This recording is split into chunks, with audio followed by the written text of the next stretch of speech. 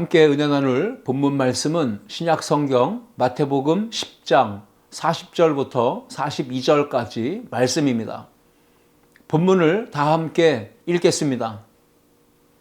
너희를 영접하는 자는 나를 영접하는 것이요 나를 영접하는 자는 나를 보내신 이를 영접하는 것이니라. 선지자의 이름으로 선지자를 영접하는 자는 선지자의 상을 받을 것이요 의인의 이름으로 의인을 영접하는 자는 의인의 상을 받을 것이요 또 누구든지 제자의 이름으로 이 작은 자 중 하나에게 냉수 한 그릇이라도 주는 자는 내가 진실로 너희에게 이르노니 그 사람이 결단코 상을 잃지 아니하리라 하시니라. 아멘.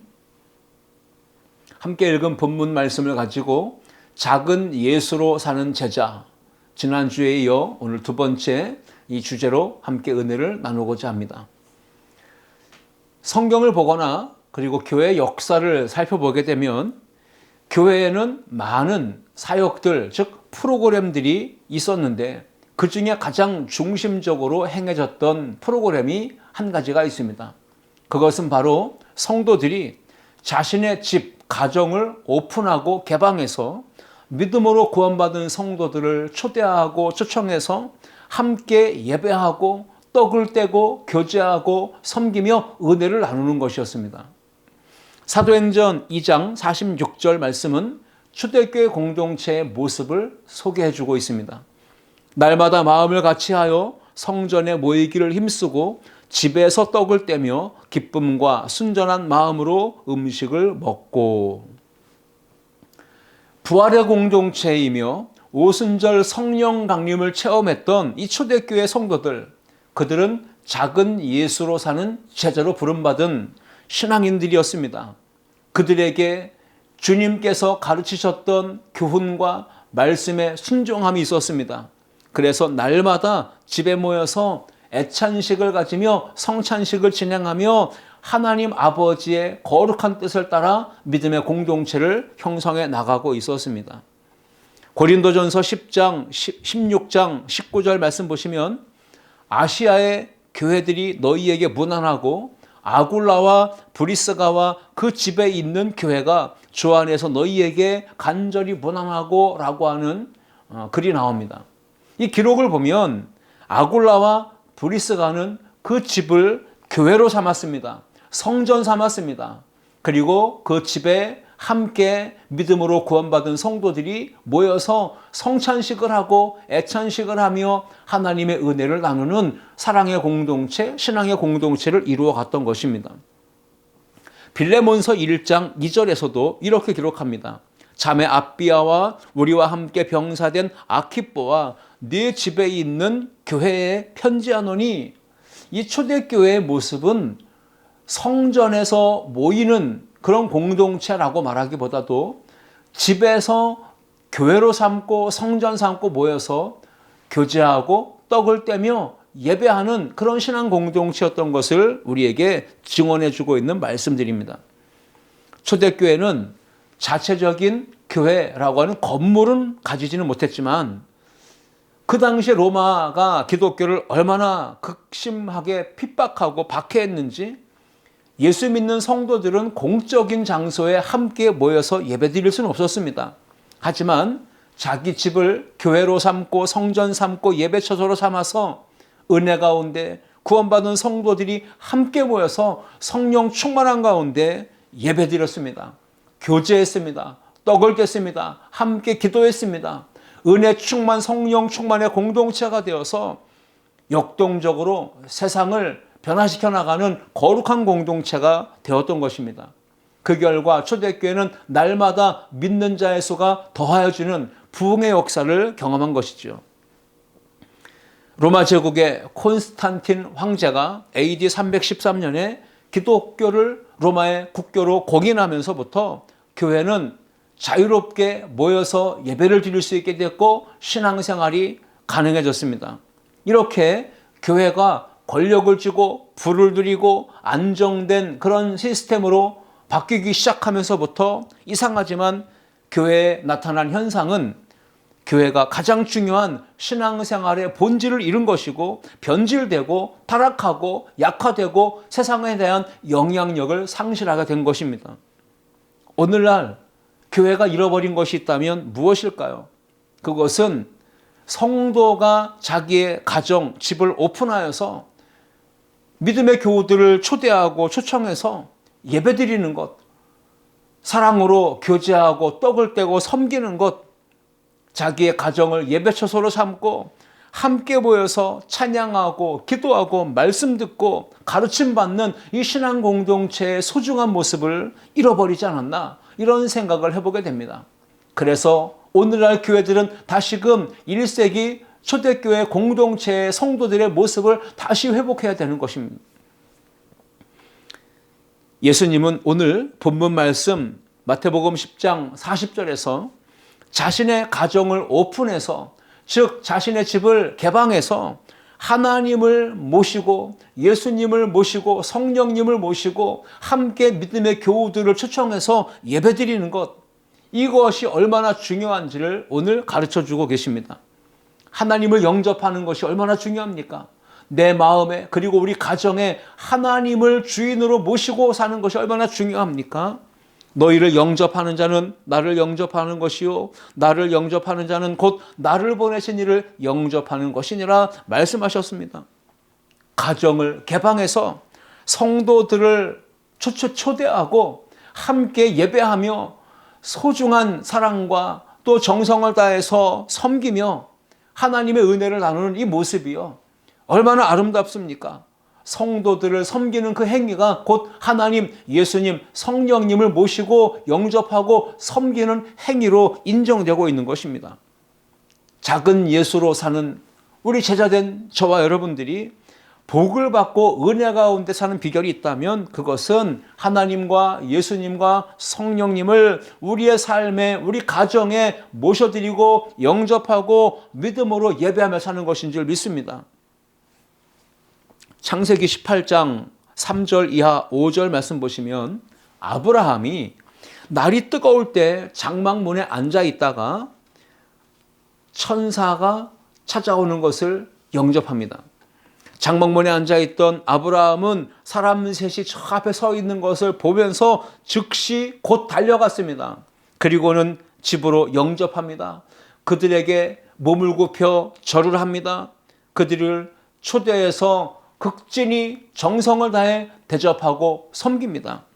이렇게 이야기했습니다. 3절 이하 5절 말씀 보시면 내 주여 내가 주께 은혜를 입어 싸우면 종을 떠나 지나가지 마시옵고 그리고 물을 가져오게 하사 발을 씻으시고 5절에서는 떡을 드시고 마음을 상쾌하게 하신 후에 지나가셔서 이렇게 아브라함은 방문한 그 천사들에게 극진한 예의를 갖추어서 섬김과 대접을 베풀었습니다. 아브라함이 급히 아내 사라에게 반죽을 해서 떡을 만들도록 합니다. 그리고 기름지고 살찐 좋은 송아지를 잡아서 하인에게 주면서 빨리 요리하게 해서 아주 정성스럽게 맛있는 음식을 대접하고 섬기도록 했습니다.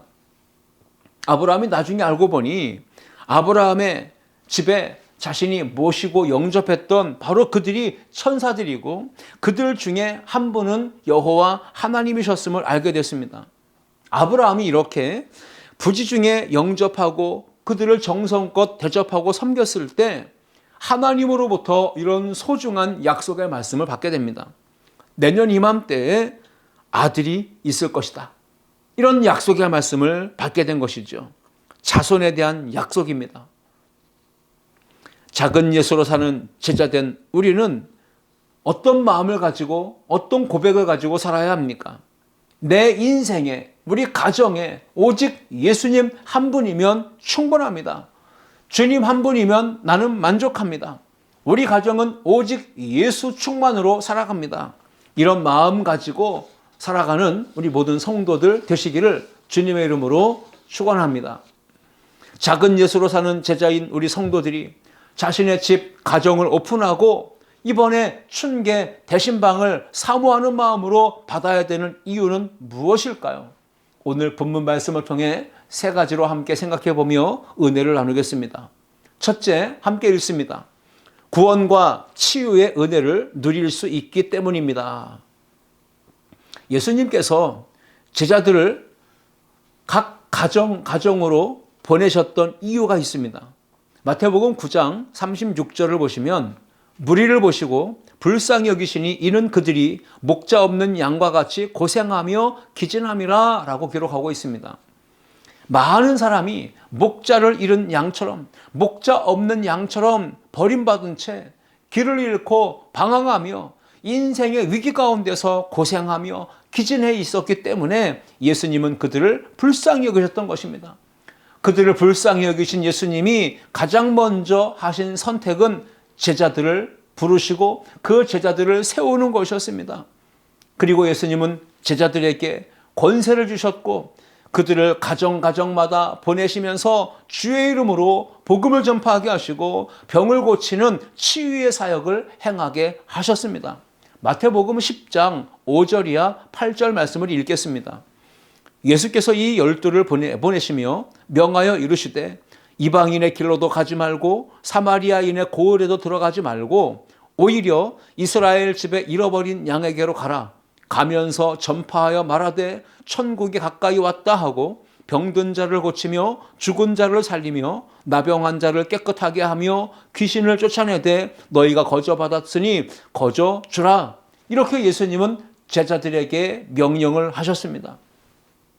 그 명령을 따라 제자들은 가는 곳곳마다 예수님의 이름과 십자가, 복음, 이 사랑의 구원의 복음을 들고 신방하는 가정마다 놀라운 부흥과 치유와 회복의 역사가 일어난 줄 믿습니다. 제자들이 예수님의 이름으로 각 가정을 방문하고 신방할 때, 즉 구원자이시며 치료자이신 예수님께서 그 제자들의 발걸음과 함께 그 가정을 신방하셨기 때문인 것입니다. 가정에 제자들, 즉 주의 종, 주의 일을 감당하는 사역자들을 영접하고 신방을 하며 예배를 드릴 때 그 가정 안에 크신 하나님의 은혜가 치유와 기적의 역사가 임하게 될 줄 믿습니다. 마태복음 10장 오늘 40절 말씀처럼 하나님이 보내신 구원과 능력의 예수님을 곧 영접하는 것이기 때문에 그 가정 안에 신방 예배를 통해 구원과 치유의 은혜가 임하는 것입니다. 너희를 영접하는 자는 나를 영접하는 것이요 나를 영접하는 것은 곧 나를 보내신 이를 영접하는 것이기 때문이다. 예수님 말씀하시지 않았습니까?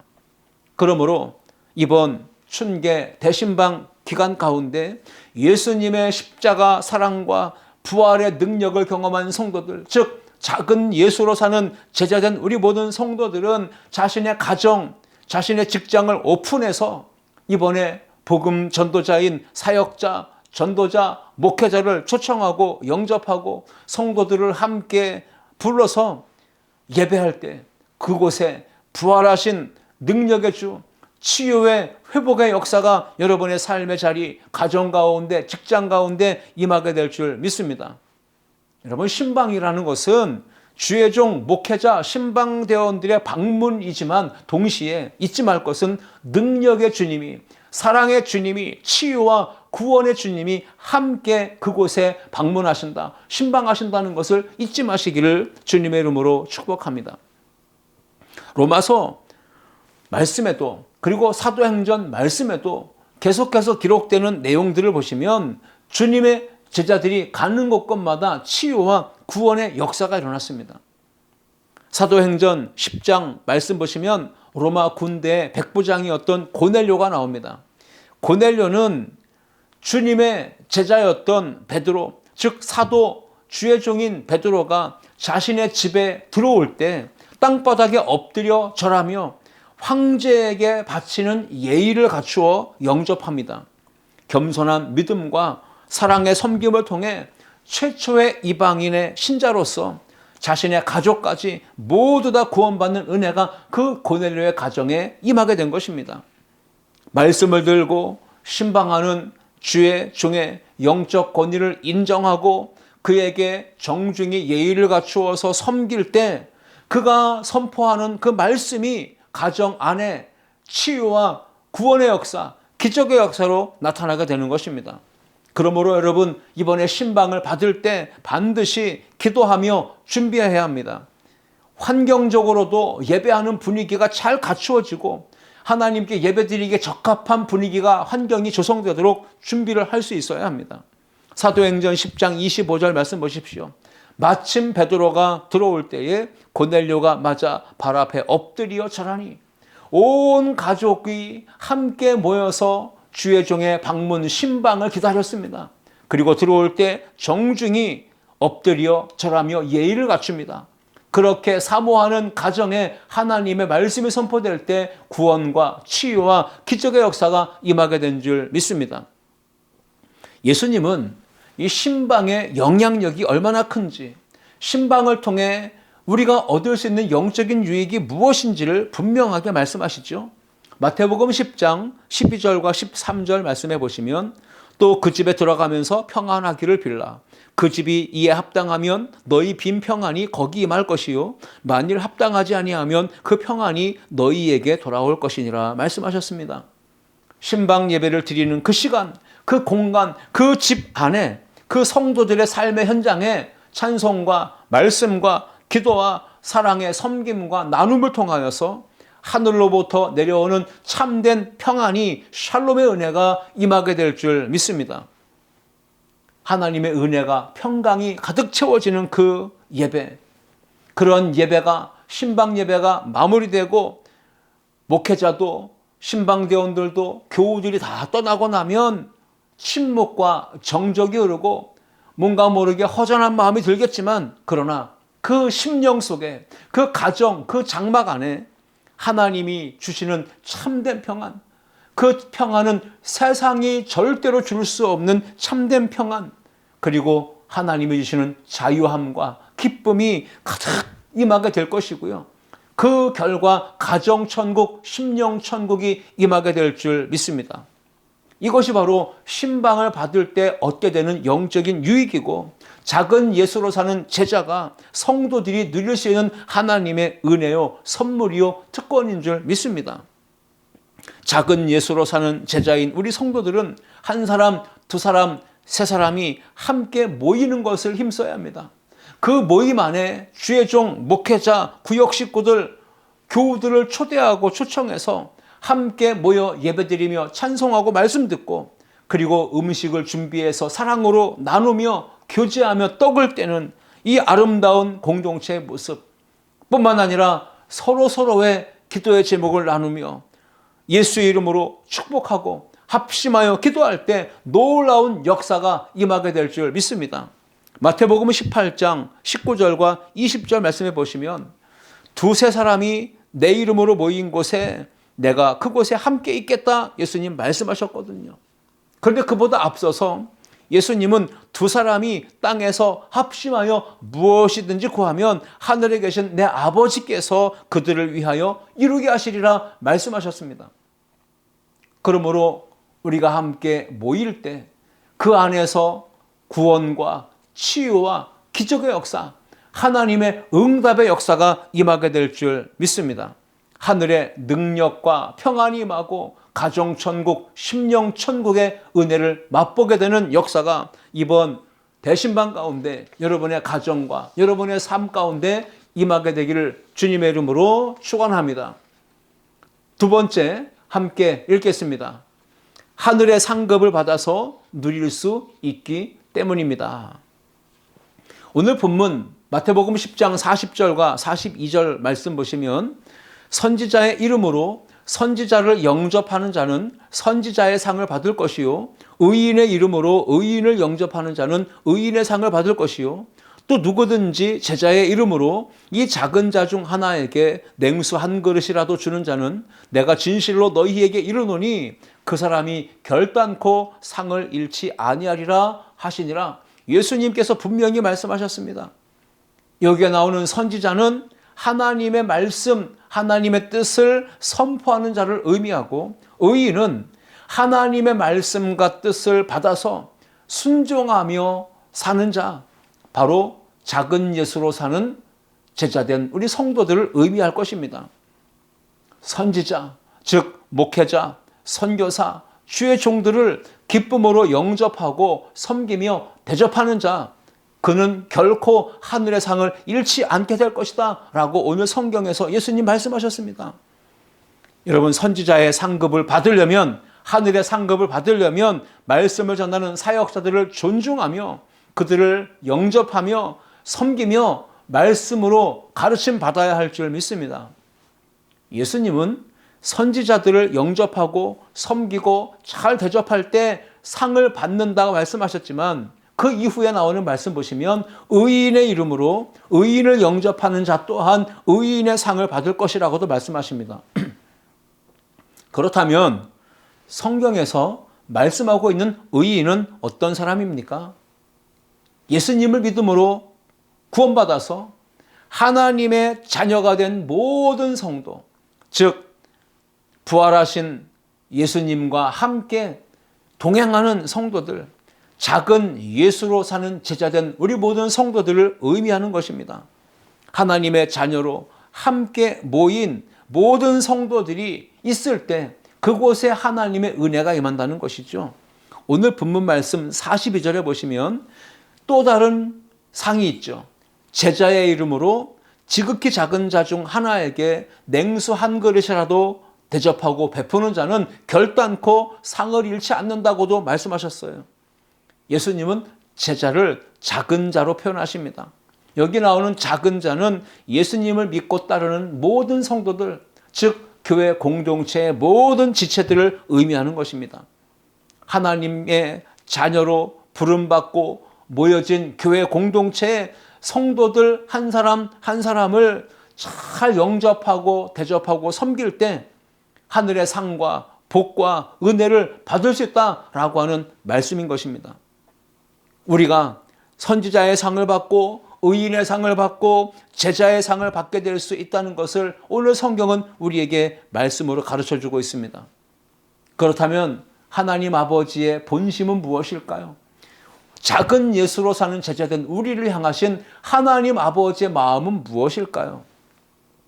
복음 전파를 통해서 하나님의 나라를 위해, 확장을 위해 생명 바쳐 사명 감당하고 충성을 다하는 목회자들, 선교사님들, 주의 종들을 잘 영접하고 대접하고 섬길 뿐 아니라 나아가서 작은 예수로 사는 제자된 모든 성도들, 공동체 안에 있는 형제, 자매들을 영접하고 사랑으로 대접하고 섬기는 것, 나아가서 지역사회에 소외된 이웃들, 가난하고 고통받는 이웃들, 그들을 주님의 이름으로 사랑하고 섬기며 대접할 때 하늘의 신령한 복과 은혜가 넘치도록 부어지는 역사가 임하게 될 줄 믿습니다.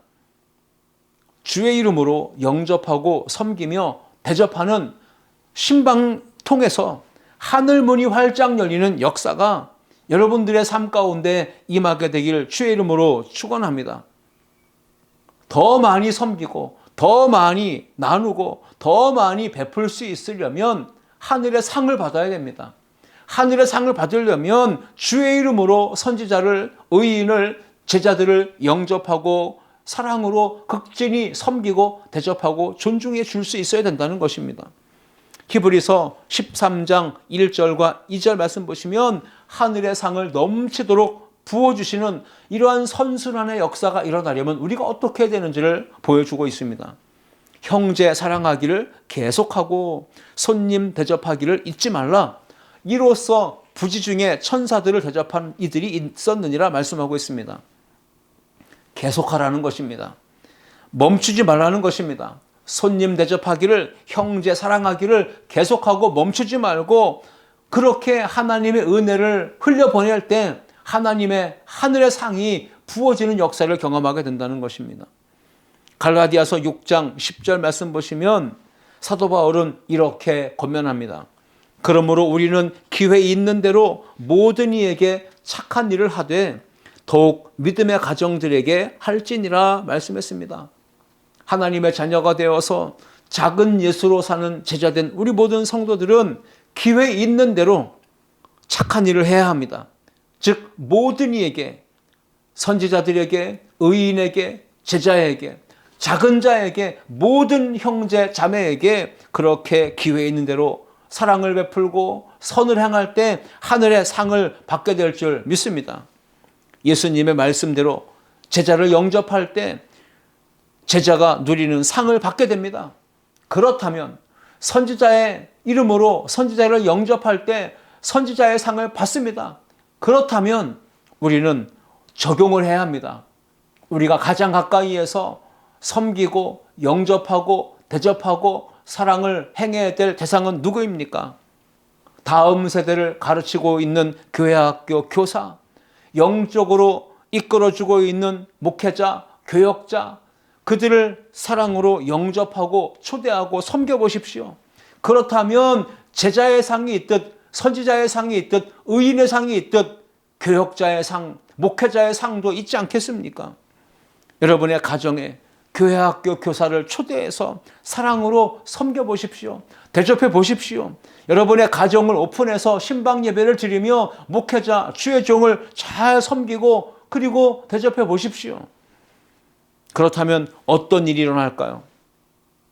목회자가 받는 하늘의 상, 하나님의 역사를, 하나님 나라의 일들을 감당하는 사역자들이 받는 그 상을 여러분의 가정이 그 상을 함께 받게 될 줄 믿습니다. 주의 종들, 목회자들, 선교사님들이 받는 상이 뭡니까?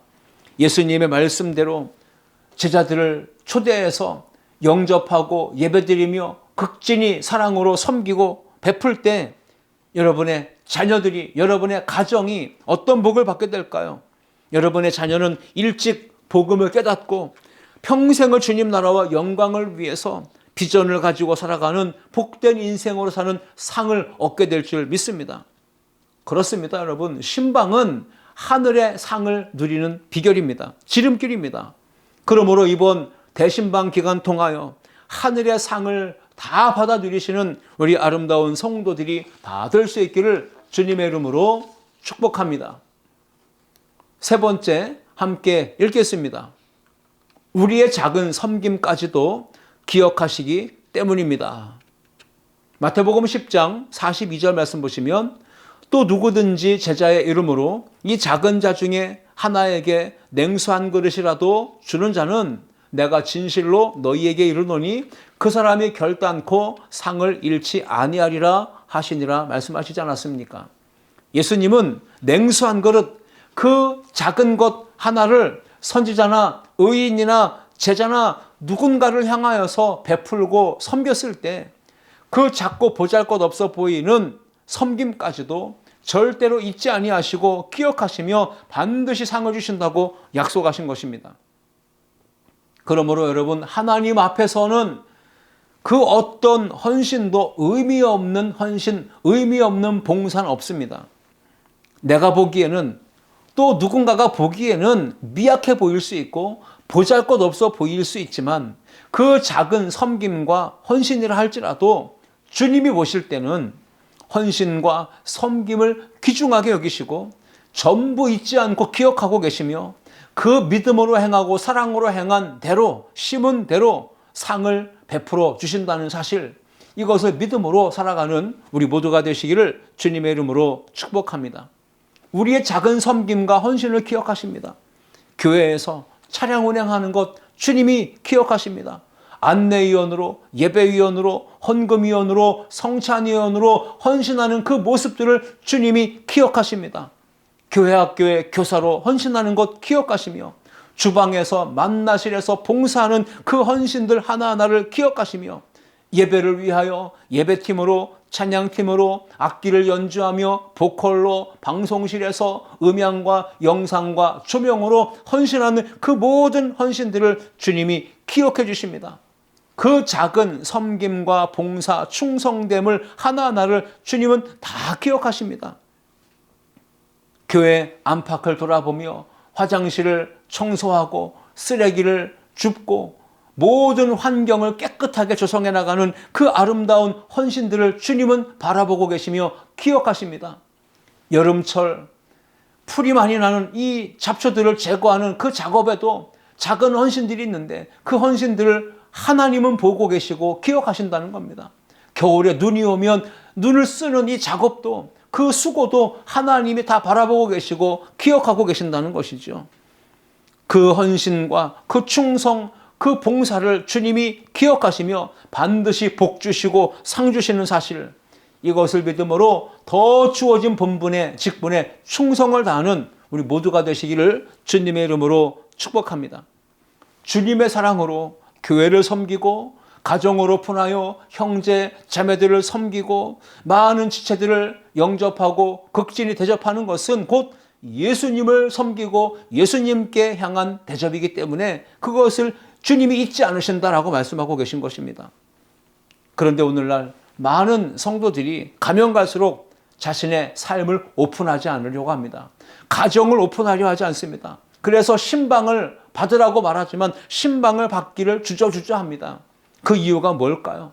저는 이렇게 생각합니다. 다른 이유가 아니라 신방을 받고 또 함께 초대한 믿음의 교우들, 목회자를 사랑으로 섬기고 대접하는 이 모든 행위를 주님께 하는 것이다 라고 생각하지 않기 때문입니다. 주님을 영접하는 것이고 주님을 섬기는 것이라고 생각하지 않기 때문에 신방을 우리가 주저주저하고 받지 않으려고 회피하는 경우들이 생기는 것입니다. 주님께서 이번 신방 기간에 나의 가정, 나의 사업장, 나의 인생을 신방하시고 말씀으로 역사하시도록 하나님의 은혜를 사모하는 마음으로 기도하며 준비하며 이번 신방을 받는 우리 아름다운 성도들이 다 될 수 있기를 주님의 이름으로 축복합니다. 거대하게 뭐 대단한 걸 준비하고 차려놓고 신방 받으라는 얘기가 아닙니다. 신방 받을 때 다른 것 없어도 괜찮습니다. 하나님의 은혜에 감사하는 마음으로 정성껏 소중한 예물을 준비하고 그리고 방문하여 함께 예배드리는 목회자와 또 교우들, 형제, 자매들을, 지체들을 향하여 냉수 한 그릇, 차 한 잔 대접해도 그것으로도 충분합니다.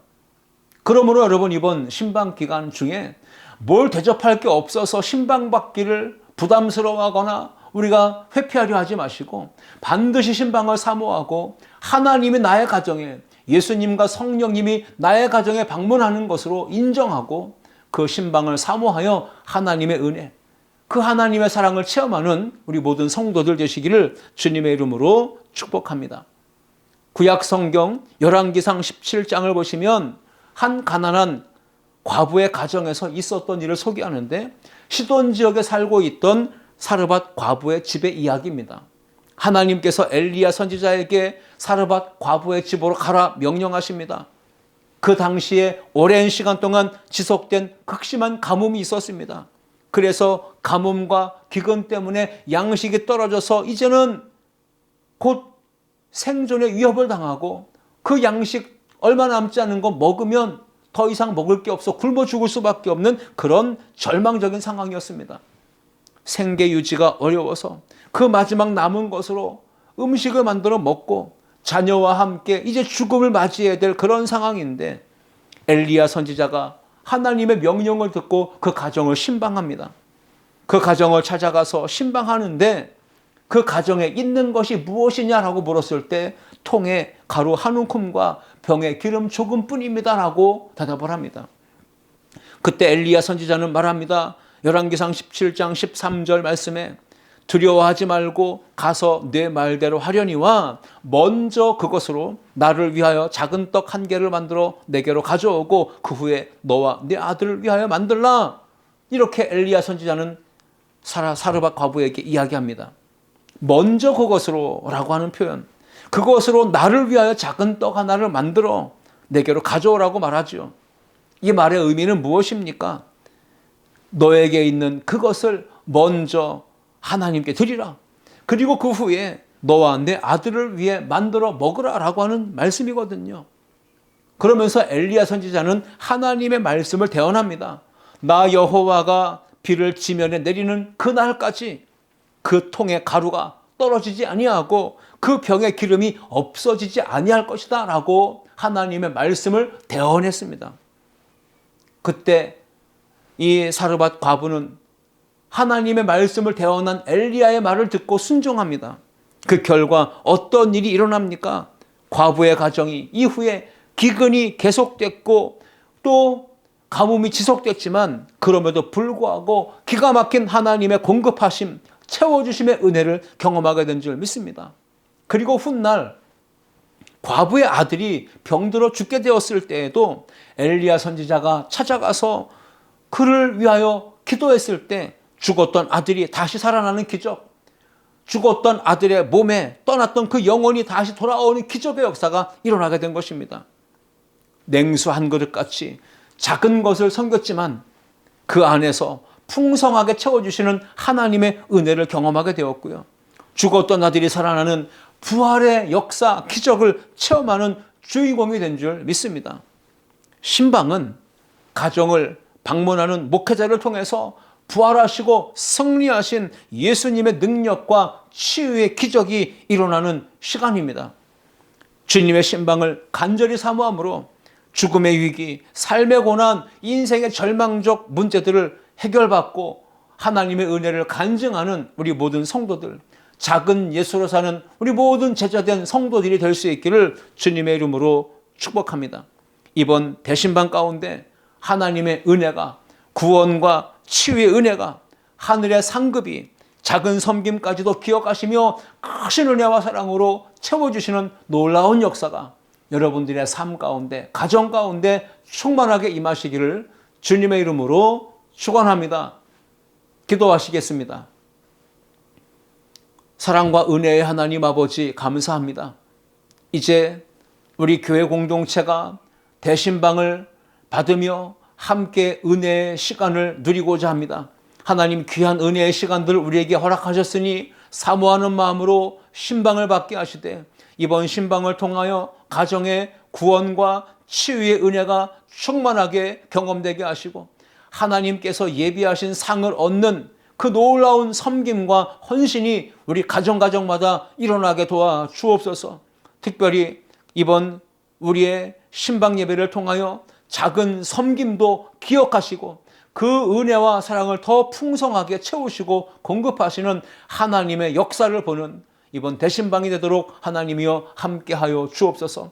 가정과 사업장에 천국이 임하게 하시고 우리의 심령 가운데 하나님의 통치가 경험되는 천국의 역사가 일어나게 하여 주옵소서. 모든 영광을 주님께 올려드리며 예수 그리스도의 이름으로 기도하옵나이다. 아멘.